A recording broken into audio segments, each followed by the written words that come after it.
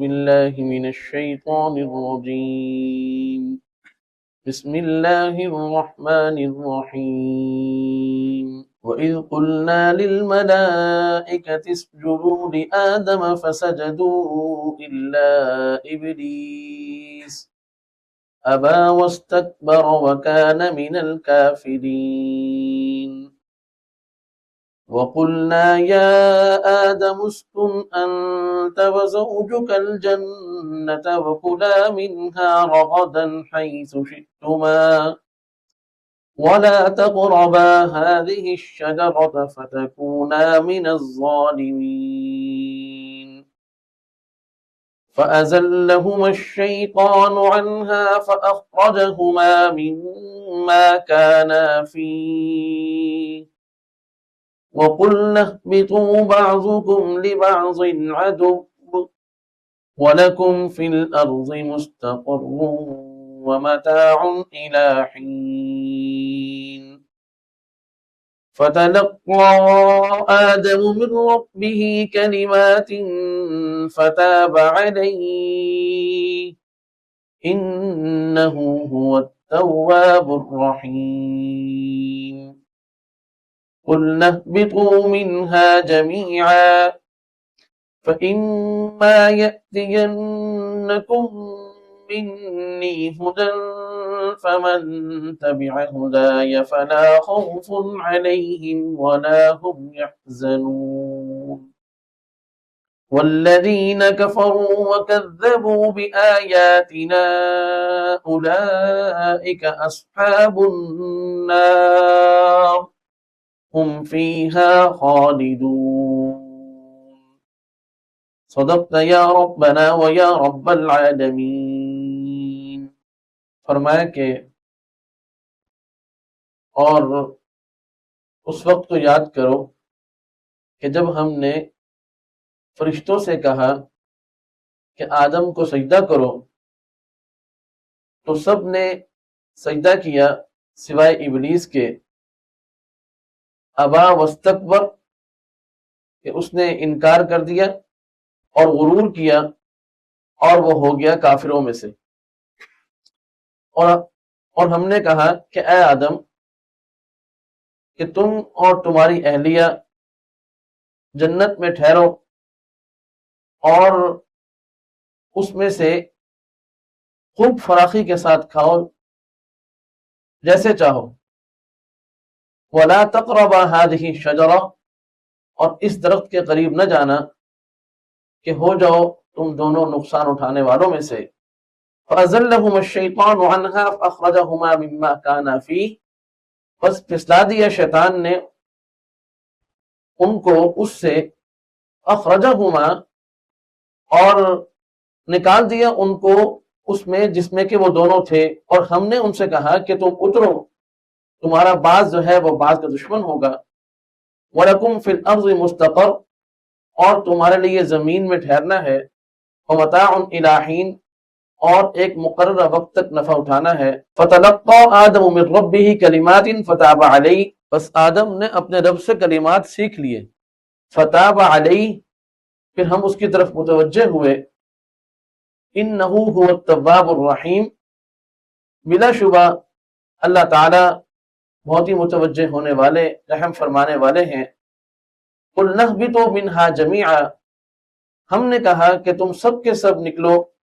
فَإِمَّا يَأْتِيَنَّكُمْ مِنِّي هُدًى بس تمہارے پاس میری طرف سے ہدایت نامہ آئے گا.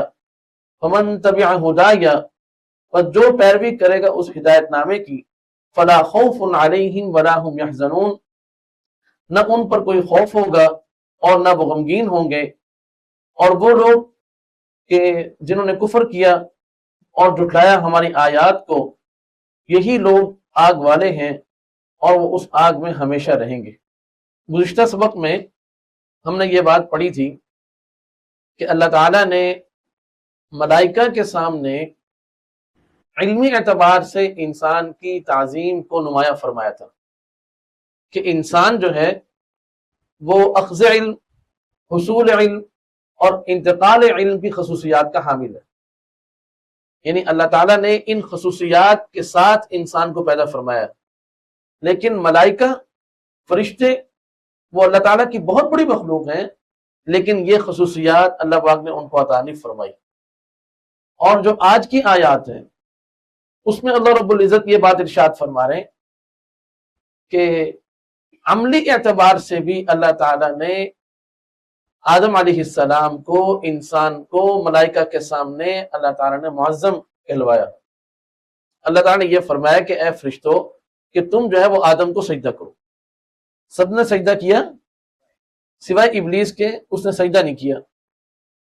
اب یہ جو ابلیس تھا یہ ہے تو جنات میں سے، لیکن اللہ رب العزت نے کثرت عبادت کی وجہ سے اس ابلیس کو ملائکہ کا سردار بنا کر جنت میں ٹھہرنے کی اجازت دی ہوئی تھی، اور یہ اللہ تعالیٰ کا بہت بڑا عبادت گزار تھا۔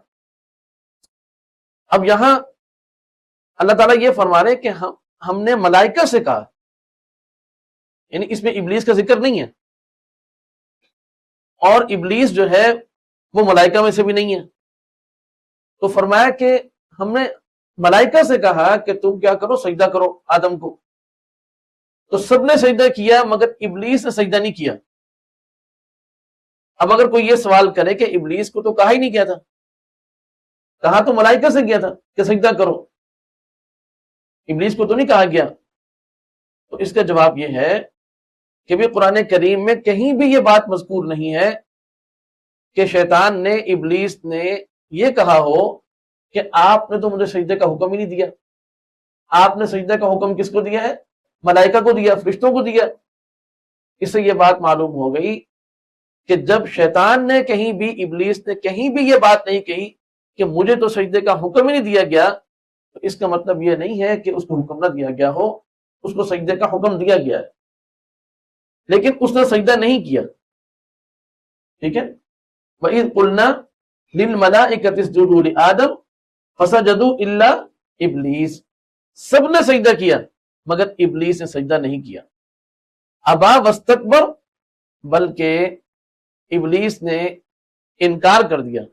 ابا کہتے ہیں ایسے انکار کو کہ جو انکار پوری شدت کے ساتھ کیا جائے۔ واستکبر، اور اس نے غرور کیا۔ وکان من الکافرین، اور وہ ہو گیا کافروں میں سے۔ اب یہاں بات یہ سمجھیں کہ دیکھو اللہ تعالیٰ نے تمام ملائکہ سے یہ کہا کہ آدم کو سجدہ کریں، تو سب نے سجدہ کیا سوائے ابلیس کے۔ فرمایا کہ ابلیس نے ابا، انکار بھی کیا، اور اس کے جو انکار تھا یہ غرور کی وجہ سے تھا۔ سمجھ آ گئی وہی بات؟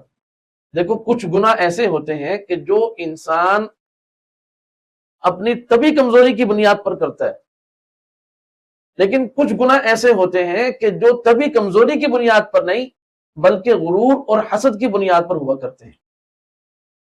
تو یہ فرمایا کہ ابا واستکبر، کہ اس نے انکار کیا اور وہ ہو گیا غرور کرنے والوں میں سے، یعنی اس کا جو انکار تھا وہ تکبر کی بنیاد پر تھا، اور فرمایا کہ وہ ہو گیا کافروں میں سے۔ اب جو گناہ تکبر اور حسد کی بنیاد پر ہو، اس پر جو بھی وہ گناہ کرنے والا ہوتا ہے وہ اس گناہ کو تکبر اور حسد کی بنیاد پر کر رہا ہوتا ہے، تو وہ اس سے توبہ نہیں کرتا۔ تو شیطان نے بھی توبہ نہیں کی، شیطان اکڑ گیا۔ وَكَانَ مِنَ الْكَافِرِينَ، اور ہو گیا کافروں میں سے۔ اب سمجھو یہ بات کہ دیکھو سجدہ نہ کرنے سے، آپ نے فقہ کے اندر یہ مسئلہ پڑا ہوا ہے کہ اگر کوئی شخص سجدہ نہ کرے تو وہ کافر نہیں ہو جاتا۔ کتنے ہی لوگ ہیں جو مسلمان ہیں لیکن نماز نہیں پڑھتے، تو کیا اگر کوئی سجدہ نہ کرے، نماز نہ پڑھے تو وہ کافر ہو جاتا ہے؟ وہ کافر نہیں ہوتا۔ تو شیطان کے بارے میں یہ بات کیوں کہی کہ وہ ہو گیا کافروں میں سے؟ یہ اس لیے فرمائی کہ اگر کوئی شخص جو ہے نماز نہ پڑھے لیکن وہ اس کو اللہ کا حکم سمجھے اور ٹھیک ٹھیک اللہ کا اس کو حکم سمجھے، تو وہ نماز نہیں پڑھتا تو فاسق ہوگا، فاجر ہوگا، گناہگار ہوگا، لیکن کافر نہیں ہوگا۔ لیکن اگر کوئی شخص نماز نہ پڑھے اور وہ یوں کہے کہ بھئی میں نماز اس لیے نہیں پڑھتا کہ یہ نماز کا حکم ہی غلط ہے، تو اب وہ کافر ہو جائے گا۔ تو شیطان نے سجدہ نہیں کیا، لیکن اس نے یہ کہا کہ آپ کا یہ مجھے سجدے کا حکم کرنا ہی ٹھیک نہیں ہے، کیوں ٹھیک نہیں ہے؟ اس لیے کہ میں اس آدم سے بہتر ہوں، انا خیر من، کہ میں اس سے بہتر ہوں۔ کیوں بھائی؟ خلقتنی من نار وخلقتہ من طین، کہ مجھے جو ہے وہ آگ سے پیدا کیا گیا اور اس انسان کو کس سے پیدا کیا گیا؟ مٹی سے۔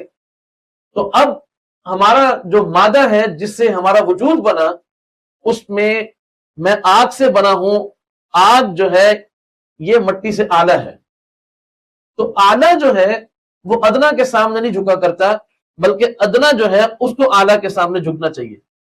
تو اس انسان کو میرے سامنے جھکنا چاہیے تھا، مجھے یہ حکم دینا کہ میں اس انسان کے آگے جھکوں، آپ کا یہ حکم دینا ہی مجھے ٹھیک نہیں ہے۔ کس وجہ سے فرمایا کہ وہ ہو گیا کافروں میں سے؟ حالانکہ بات یہ ہے کہ اس بدبخت کو یہ دیکھنا چاہیے تھا کہ مجھے حکم دینے والا کون ہے؟ وہ اللہ کی ذات ہے، جو اللہ فرما رہے ہیں اس کی تعمیل کرنا یہ انسان پر ضروری ہے، نہ یہ کہ انسان اپنی عقل کے گھوڑے دوڑائے کہ یہ حکم دینا ٹھیک ہے، مصلحت کے مطابق ہے یا مصلحت کے خلاف ہے۔ اس قسم کی باتوں پر انسان کو توجہ دینے کے بجائے وہ اللہ کے حکم کو پیش نظر رکھنا ضروری ہے۔ تو فرمایا کہ بھائی اس نے اس وجہ سے انکار کیا تو وہ ہو گیا کس میں سے؟ کافروں میں سے۔ ایک بات یہاں پر اور عرض کرنی ہے، وہ یہ کہ بھائی اللہ کے علاوہ کسی کو سجدہ کرنا جائز ہی نہیں ہے، تو اللہ تعالیٰ نے پھر آدم علیہ السلام کے سامنے ملائکہ کو سجدہ کرنے کا حکم کیوں دیا؟ ملائکہ سے یہ بات کیوں فرمائی کہ تم جو ہے وہ سجدہ کرو؟ سمجھ آئی بھائی بات؟ تو یاد رکھ لیں کہ پچھلی شریعتوں کے اندر سجدہ کرنا، اور یہ سجدہ تعظیمی ہے، یہ کرنا جائز تھا۔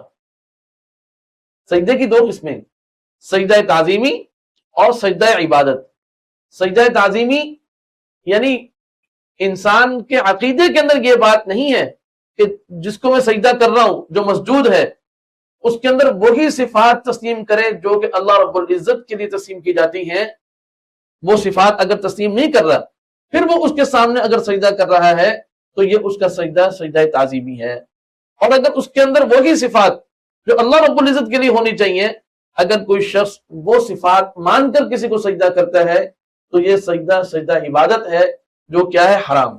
پچھلی امتوں کے اندر سجدہ تعظیمی جائز تھا، جبکہ اس امت محمدیہ صلی اللہ علیہ وسلم کے اندر سجدہ تعظیمی بھی جائز نہیں ہے۔ وَإِذْ قُلْنَا لِلْمَلَائِكَةِ اسْجُدُوا لِآدَمَ فَسَجَدُوا إِلَّا إِبْلِيسَ أَبَىٰ وَاسْتَكْبَرَ وَكَانَ مِنَ الْكَافِرِينَ وَقُلْنَا يَا آدَمُ اسْكُنْ أَنْتَ وَزَوْجُكَ الْجَنَّةَ وَكُلَا مِنْهَا رَغَدًا حَيْثُ شِئْتُمَا، اور ہم نے کہا کہ اے آدم، تم اور تمہاری اہلیہ یعنی حضرت حوا علیہ السلام، تم دونوں جنت میں رہائش کرو، جنت میں ٹھہرو، وَكُلَا مِنْهَا رَغَدًا، اور اس میں سے خوب وسعت کے ساتھ کھاؤ، حَيْثُ شِئْتُمَا، جہاں سے چاہو، وَلَا تَقْرَبَا هَٰذِهِ الشَّجَرَةَ فَتَكُونَا مِنَ الظَّالِمِينَ، بس تم اس درخت کے قریب نہ جانا کہ تم ہو جاؤ نقصان اٹھانے والوں میں سے۔ حضرت آدم علیہ السلام جنت میں اکیلے رہتے تھے۔ اب جنت جیسی جگہ ہے اور آدم علیہ السلام جیسے اللہ کے پیغمبر، برگزیدہ پیغمبر ہیں، لیکن اس کے باوجود جنت میں ان کا جی نہیں لگتا تھا۔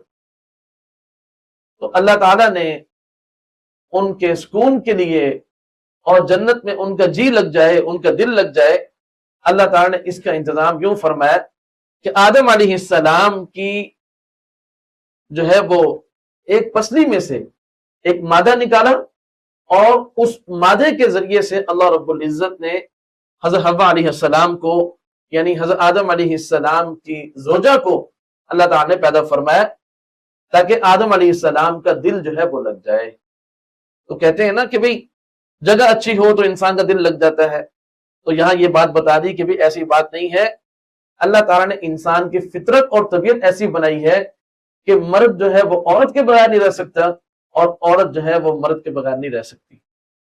تو فرمایا کہ آدم علیہ السلام جنت میں رہتے تھے، لیکن ان کا وہاں پر دل نہیں لگتا تھا، تو اللہ تعالیٰ نے اپنے حکم سے، اپنی تدبیر سے حضرت حوا علیہ السلام کو پیدا فرمایا، اور پھر ان دونوں کو یہ حکم دیا کہ تم جنت میں ٹھہرو اور جتنا چاہو کھاؤ اور جہاں سے چاہو کھاؤ پیو، لیکن دیکھو اس درخت کے قریب مت جانا۔ بالکل ایسے جیسے آج دنیا کے اندر ہم انسانوں کو اسی بات کا حکم ہے کہ بھئی یہ ساری کائنات میں نے تمہارے لیے بنائی ہے اور تمہارے لیے اس کو مسخر کر دیا ہے، ساری کائنات سے تم نفع اٹھاؤ، فائدہ اٹھاؤ، لیکن یہ بات یاد رکھ لو کہ کچھ چیزوں سے میں نے منع کیا ہے جو ممنوعات ہیں، ان سے اپنے آپ کو دور رکھنا۔ لیکن انسان کی طبیعت کیا ہے کہ وہ نیکی کی طرف، جن چیزوں کی اللہ نے اجازت دی ہے وہ ان کی طرف جاتے ہوئے سستی دکھاتا ہے، اس کی طبیعت جو ہے وہ اس میں سستی دکھاتی ہے، لیکن جن باتوں سے اللہ تعالیٰ نے منع کیا ہے اس کی طرف انسان لپک کر جاتا ہے، بھاگ کر جاتا ہے۔ تو حضرت آدم علیہ السلام وہاں جنت میں تھے، تو اللہ رب العزت نے ان کو یہ بات فرمائی کہ دیکھو اس جنت کی ساری نعمتوں سے آپ کے لیے استفادہ وہ بالکل میری طرف سے اجازت ہے، لیکن فلاں درخت جو ہے وہ اس کے قریب مت جانا، وَلَا تَقْرَبَا هَٰذِهِ الشَّجَرَةَ فَتَكُونَا مِنَ الظَّالِمِينَ، کہ اگر آپ اس درخت کے قریب گئے، آپ اور آپ کی اہلیہ، تو پھر تم دونوں ہو جاؤ گے نقصان اٹھانے والوں میں سے۔ یہاں ترجمے کے اندر ظالمین کا لفظ ہے، لیکن چونکہ انبیاء علیہ السلام کی جو ہے وہ عظمت کا معاملہ ہے، اس وجہ سے کوئی بے ادبی نہ ہو جائے، تو یہاں پر جو ہے اس کا ترجمہ ہم یوں کریں گے، یہ نہیں کہیں گے کہ تم ہو جاؤ ظالموں میں سے، بلکہ ہم ترجمہ یوں کریں گے کہ تم ہو جاؤ نقصان اٹھانے والوں میں سے۔ اور یہاں یہ بات معلوم ہو گئی کہ دیکھو عام طور پر یہ کہا جاتا ہے کہ جب میں دوسرے کے ساتھ زیادتی کروں، دوسرا میرے ساتھ زیادتی کرے، اس کو تو ہم کہتے ہیں ظلم، لیکن اگر کوئی اپنے ساتھ زیادتی کرے تو اس کو ہم ظلم نہیں کہتے۔ لیکن یہاں دیکھیں اللہ رب العزت یہ بات ارشاد فرما دے فَتَكُونَا مِنَ الظَّالِمِينَ، کہ تم ہو جاؤ نقصان اٹھانے والوں میں سے، یعنی تم اپنے ساتھ برائی کرنے والوں میں سے ہو جاؤ، اپنا حق جو ہے وہ کھونے والے بن جاؤ، اپنا حق تلف کرنے والے بن جاؤ۔ سمجھ آ گئی؟ ظلم کس کو کہتے ہیں؟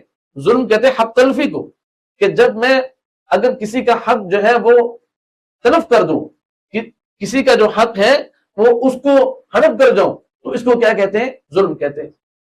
تو یاد رکھ لیں کہ جیسے ظلم جو ہے وہ دوسرے کے ساتھ، دوسری مخلوق کے ساتھ ہوتا ہے، ایسے ہی ظلم خود خالق کے ساتھ بھی ہوتا ہے، کہ جو اللہ تعالیٰ کے حقوق ہیں، جو اللہ کا حق ہے، اگر کوئی اس کے اندر حق تلفی کرے گا تو قرآن کریم نے اس کو بھی ظلم کہا ہے۔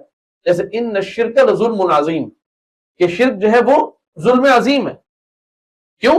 اس لیے کہ توحید کا اقرار کرنا اللہ کی ذات کے لیے یہ اللہ تعالیٰ کا حق ہے، اور اللہ تعالیٰ کی ذات کے ساتھ یا اللہ تعالیٰ کی صفات میں کسی کو شریک ٹھہرانا یہ اللہ تعالیٰ کے ساتھ ظلم کرنا ہے، اور اللہ کے حق میں یعنی اللہ کے حق کو تلف کرنا ہے، اللہ تعالیٰ کے ذات کے معاملے میں حق تلفی کرنا ہے۔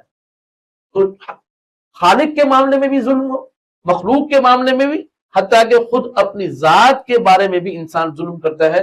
فقط ظلم نفسہ، جیسے قرآن کریم کے اندر فرمایا کہ اپنے آپ پر ظلم کرنے والا ہے۔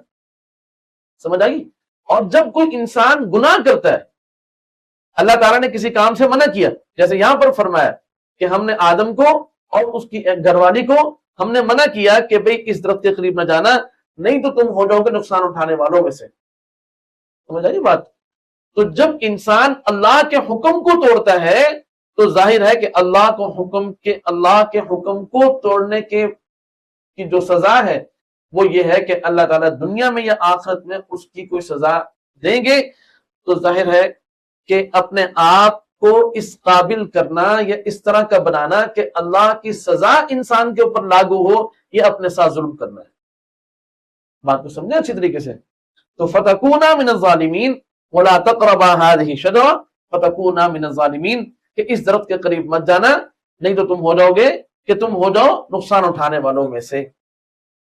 تو جب کوئی شخص گناہ کرتا ہے تو وہ دراصل اپنے آپ پر ظلم کرتا ہے، کہ اس گناہ کے نتیجے میں وہ اللہ تعالیٰ کی سزا کا اپنے آپ کو مستحق بنا لیتا ہے، اور یہ اپنے ساتھ ظلم کرنا ہے۔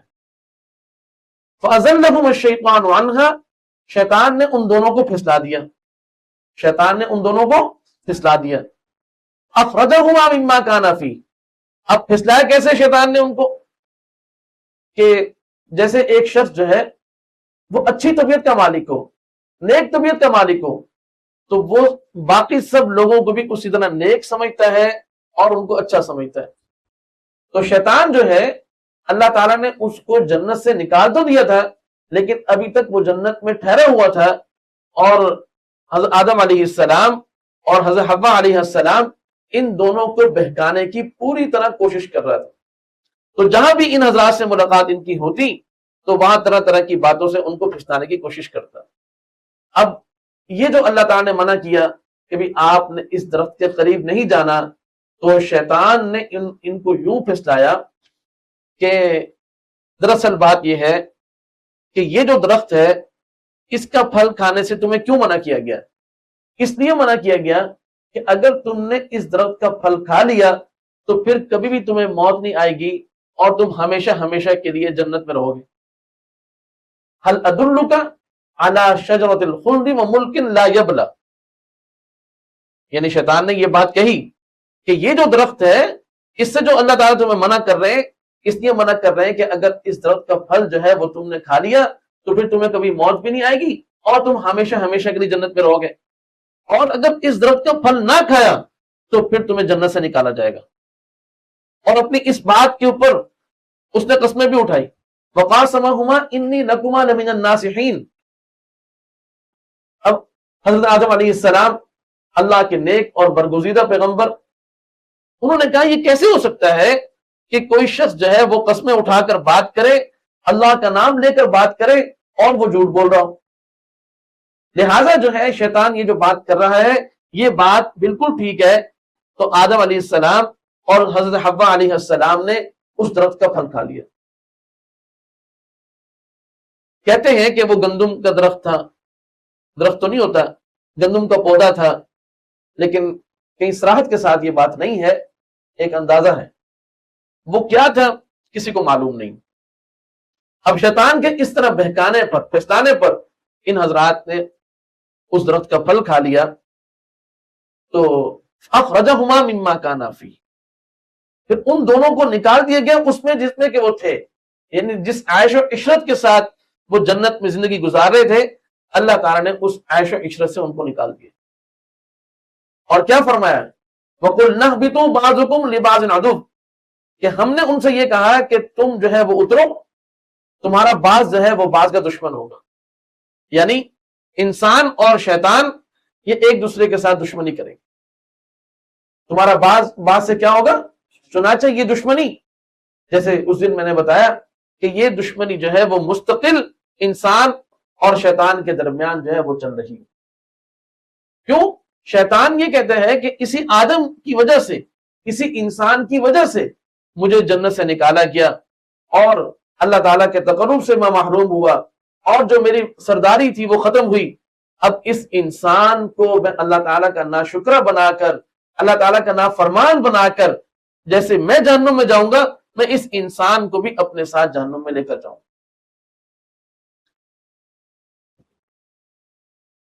وَلَكُمْ فِي الْأَرْضِ مُسْتَقَرٌّ، فرمایا کہ اس زمین میں تمہارے لیے ٹھکانہ ہے، وَمَتَاعٌ إِلَىٰ حِينٍ، اور وہاں تمہارا ٹھہرنا ہے ایک مقررہ وقت تک، یعنی نفع اٹھانا ہے۔ وَمَتَاعٌ إِلَىٰ حِينٍ، ایک مقررہ وقت تک جو ہے وہ اس زمین سے تم نے نفع اٹھانا ہے۔ چنانچہ ہر انسان کا بھی وقت مقرر ہے، اور پوری انسانیت، مجموعی طور پر پوری انسانیت کا بھی وقت مقرر ہے، اور پھر قیامت قائم ہوگی اور سب لوگ دوبارہ آخرت کی طرف لوٹیں گے، اور پھر اللہ رب العزت تقسیم فرمائیں گے کہ کس نے جنت میں رہنا ہے اور کس کو جہنم میں بھیجنا ہے۔ تو فَتَلَقَّىٰ آدَمُ مِن رَبِّهِ كَلِمَاتٍ فَتَابَ عَلَيْهِ، اب آدم علیہ السلام ان سے یہ جو غلطی ہوئی یہ ہوئی طبی طور پر، یعنی ایک ہوتا ہے گناہ وہ کہ جس کو انسان سمجھتا ہے کہ یہ گناہ ہے اور اس کے باوجود وہ اس گناہ کو کر گزرے، اور ایک یہ ہے کہ کوئی کام انسان کر رہا ہے اور اس کو نیکی سمجھ رہا ہے لیکن وہ نیکی ہے نہیں، وہ گناہ ہے۔ تو آدم علیہ السلام سے یہ جو معاملہ ہوا کہ وہ اس درخت کے قریب چلے گئے، تو آدم علیہ السلام یہ سمجھتے رہے کہ یہ جو میں نے کام کیا یہ کوئی اللہ تعالیٰ کی نافرمانی یا گناہ نہیں. لیکن جب اللہ تعالیٰ کی ناراضگی ظاہر ہوئی، اللہ تعالیٰ نے فرمایا کہ بھئی تم اب جنت سے نکل جاؤ اور جنت میں تم نے نہیں رہنا. تو آدم علیہ السلام سے یہ جو غلطی ہوئی، یہ جو ان سے بات پیش آ گئی، یہ اس بنیاد پر وہ بہت ہی زیادہ نادم ہوئے. اب یہی فرق ہے شیطان اور انسان کی غلطی میں، کہ شیطان نے غلطی کی، اکڑ گیا، غرور کیا، حسد کیا، اور توبہ طائب ہونے کے بجائے کہتے کہ جی مجھے آپ مہلت دو اور میں قیامت تک زندہ رہوں گا، اس کی مجھے مہلت دی جائے اور میں سب کو گمراہ کر کے اپنے ساتھ جہنم میں لے کے جاؤں گا. سمجھ آ گئی؟ اور آدم علیہ السلام کو جب پتہ چلا کہ بھئی مجھ سے یہ معاملہ ہو گیا، اب وہ اللہ تعالیٰ سے توبہ اور استغفار کر رہے ہیں کہ اللہ آپ مجھے معاف فرما دیں، یہ مجھ سے کیا معاملہ ہو گیا. تو فرمایا کہ اگر کوئی انسان غلطی کر کے توبہ کرنے کے بجائے اس غلطی پر تاویلیں نکالے، اس پر اکڑ جائے، تو وہ شیطان کے راستے پر ہے. اور اگر انسان ہے، خطاؤں کا پتلا ہے، اس سے کوئی غلطی سرزد ہو جائے اور وہ اس غلطی پر نادم ہو کر اللہ تعالیٰ کی طرف رجوع کرے، توبہ طائب ہو، تو وہ دراصل آدم علیہ السلام کے اسی راستے پر ہے جو آدم علیہ السلام نے سب کے لیے متعین فرمایا کہ انسان اس سے خطا تو ہوگی، لیکن وہ خطا کرنے کے بعد شیطان نہیں بنے گا، بلکہ وہ انسان ہی رہے گا کہ وہ اللہ کی طرف رجوع کرے گا اور توبہ طائب ہوگا.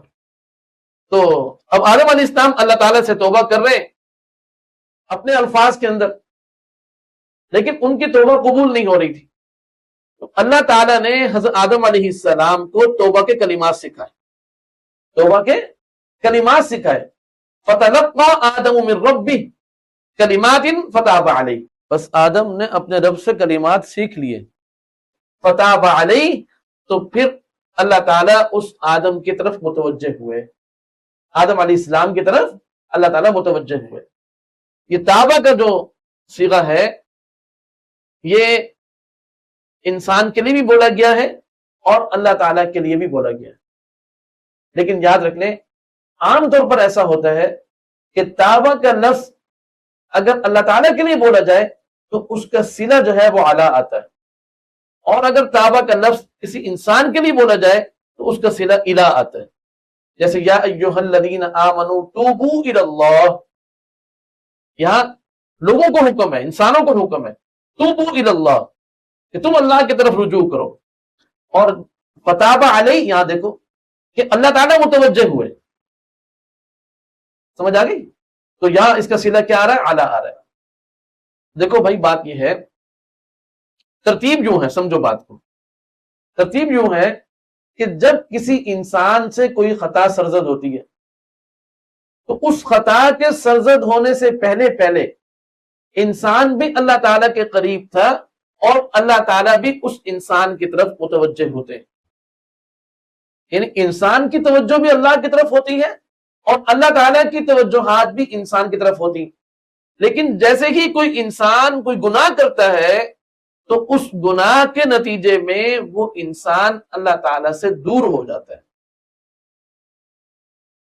اور اللہ تعالیٰ کی رحمت بھی اس سے دور ہو جاتی ہے. اللہ تعالیٰ بھی اس سے دور ہو جاتے ہیں کہ میری نافرمانی اس نے کی، تو نافرمانی کے نتیجے میں بندہ بھی اللہ سے دور ہو گیا اور اللہ تعالیٰ بھی اس بندے سے دور ہو جاتے ہیں.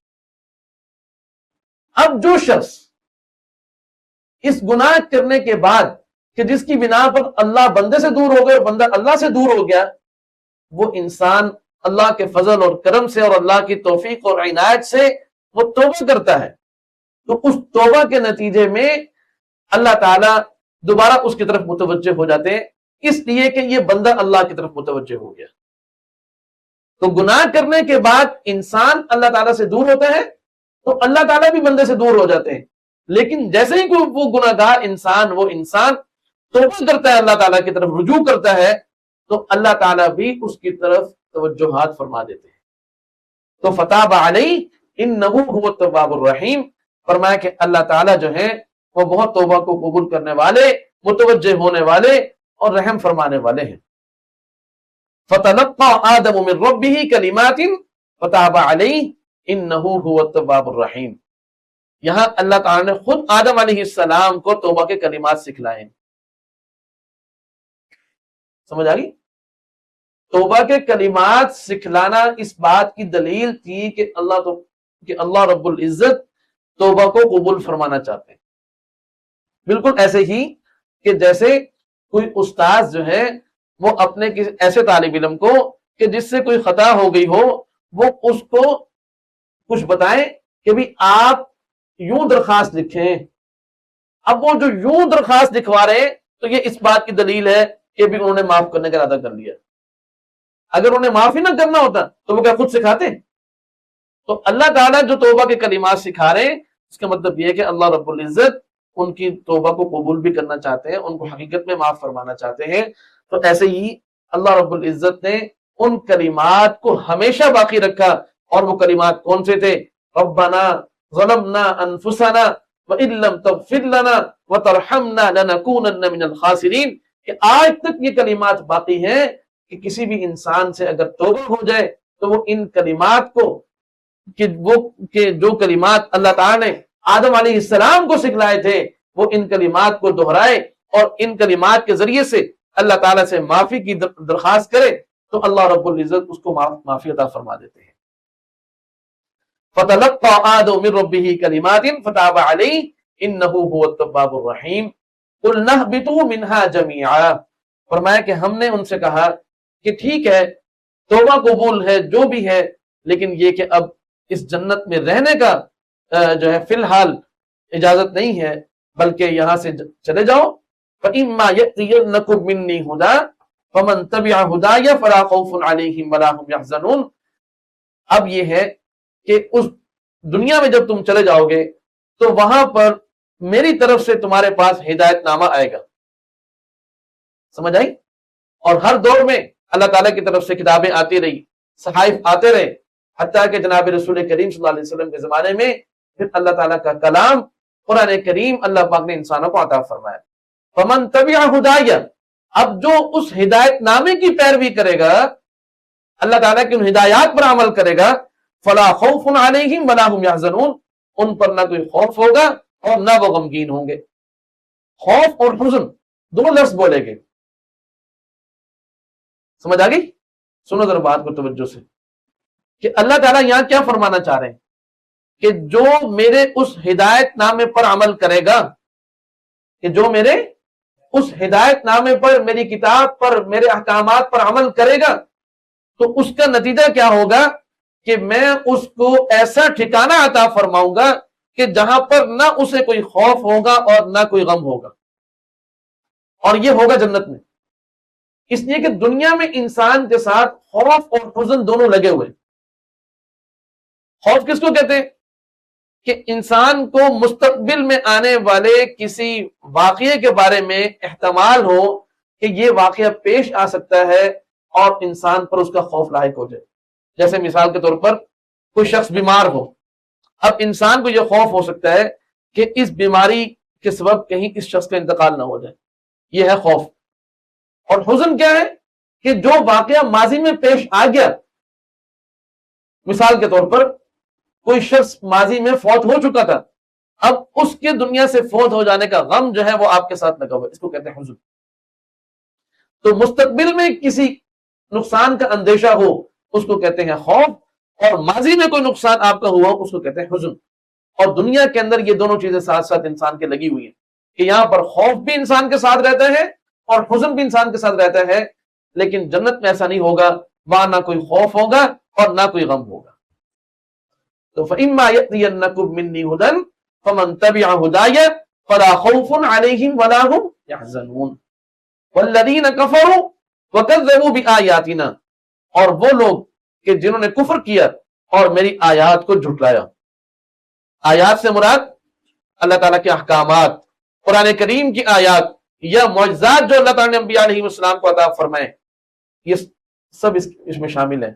والذین کفروا وکذبوا بآیاتنا، کفر اور تکذیب دو چیزوں کو بیان فرمایا. والذین کفروا وکذبوا، تو کفر جو ہے یہ انسان کے دل کے اندر ہوتا ہے. سمجھ آ گئی؟ اور اسی کفر کا اگر کوئی زبان سے اظہار کرے تو اس کو تکذیب کہتے ہیں. والذین کفروا وکذبوا، جیسے ہم یہ کہتے ہیں تصدیق بالقلب و اقرار باللسان، کہ دل سے ایمان کیا ہے کہ دل سے اس کی تصدیق کرے ایمان کی، سمجھ آ گئی، اور زبان سے اس کو اقرار کرے۔ ایسے ہی ہے کہ دل کے اندر کفر ہوتا ہے اور اگر زبان سے اس کفر کا اظہار کرے تو اس کو تکذیب کہیں گے۔ جیسے ہم کہتے ہیں توبہ اور استغفار، اب یہ توبہ جو ہے یہ دل کی کیفیت کا نام ہے، اور استغفار اس توبہ کے جو کلمات انسان زبان سے ادا کرتا ہے، یا جو جناب رسول کریم صلی اللہ علیہ وسلم نے مختلف جملے استغفار کے مختلف الفاظ سکھائے ہیں، تو وہ زبان سے اس توبہ کا اظہار ہے۔ والذین کفروا وکذبوا بآیاتنا اولئک اصحاب النار هم فیہا خالدون، فرمایا یہی لوگ ہیں جو آگ والے ہیں اور وہ اس کے اندر ہمیشہ ہمیشہ رہیں گے۔ دیکھو اب فرمایا کہ جو جنت والے ہیں وہ جنت میں ہمیشہ رہیں گے، اور نعوذ باللہ جو کفر والے ہیں وہ جہنم میں ہمیشہ رہیں گے۔ اللہ تعالی ہم سب کو ایمان کے ساتھ رکھے اور آخرت میں ایمان کے ساتھ محشور فرمائے۔ وآخر دعوانا الحمدللہ۔